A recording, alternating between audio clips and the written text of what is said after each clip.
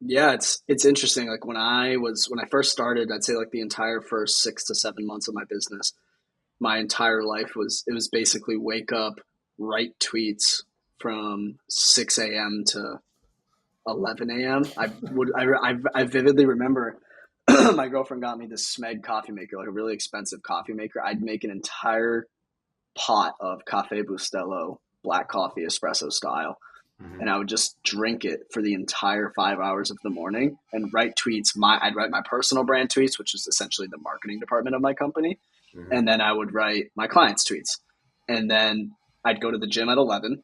I'd eat lunch, and at 1 o'clock, I would take sales calls and client calls from 1 p.m. up until the end of the day. If I didn't have sales calls, I would send outbound DMs, and I lived that life every single day for 6 months. And then to the point where I scaled it too much to where I literally had no time because I had too many tweets to write and too many calls. I hired a VA in December 2022. Then I hired or maybe November. Then I hired my first writer in December, who is now my creative director. I hired my second writer in maybe January, February, who's one of our senior writers now.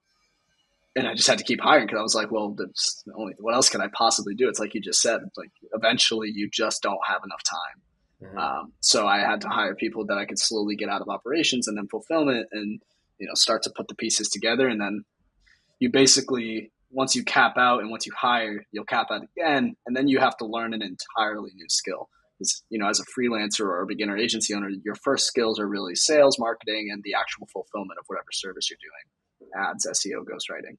But then once you have that team kind of built, it's like, okay, where's the course on team management and KPI setting and hiring and being a CEO? It doesn't really exist, right? It's tough. So you have to essentially learn all of that through trial and error for however long. And your team or your staff, are they in the US? Are they Mm-hmm. VAs or overseas? Yeah, so I originally hired my first ever employee, who was my executive assistant. I hired her through a VA agency called Hire UA. I ended up buying her Kyle out. Trouble. Yeah, Kyle. He's been on the podcast. Oh, beautiful. I just want to give free promo to anyone. I don't even know if if you had like a VA business or something. No, no, shout out Kyle Trouble. Yeah, Shout out totally. I mean, hireua.com. I shout him out all the time.